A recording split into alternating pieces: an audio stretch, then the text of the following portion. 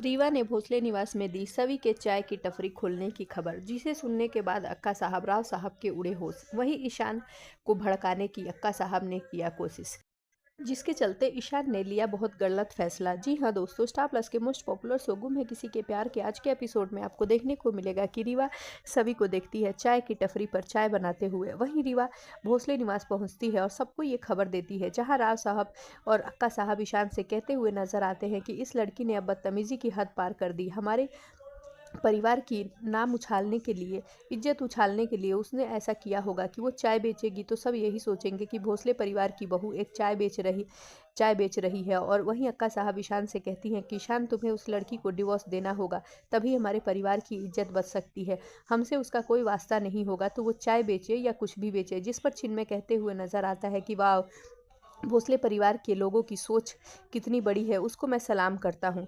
आप लोगों की वजह से आज उसे ये दिन देखना पड़ा, अपना खर्चा चलाने के लिए उसे चाय की टपरी तक खोलनी पड़ी, और आप लोग इतनी अच्छी राय लाटक्या को दे रहे हैं जिसका कोई जवाब नहीं। ये सब सुनने के बाद राव साहब कहते हैं, तुमसे कोई राय नहीं मांगी है। और वही ईशान से कहते हैं कि ईशान, अब तेरा फैसला है, तू क्या करेगा? अपने परिवार की इज्जत मिट्टी में मिलने देगा या कि तू कुछ बड़ा कदम उठाएगा? जिस पर ईशान भी गुस्से में हो जाता है और सभी के लिए डिवोर्स पेपर लेकर वहां पहुंचता है, और सभी को सच में चाय बेचता देख उसके होश उड़ जाते हैं। वही कहते हुए नजर आता है कि तुम्हारे और मेरे रास्ते सभी अलग हो चुके हैं, लेकिन तुम ऐसा हमारे परिवार की इज्जत उछालने के लिए तुम करोगी, मैंने कभी सोचा नहीं था, और मैं तुम्हारे लिए एक तोहफा लाया हूँ, मैं चाहता हूँ कि तुम उसे कबूल करो।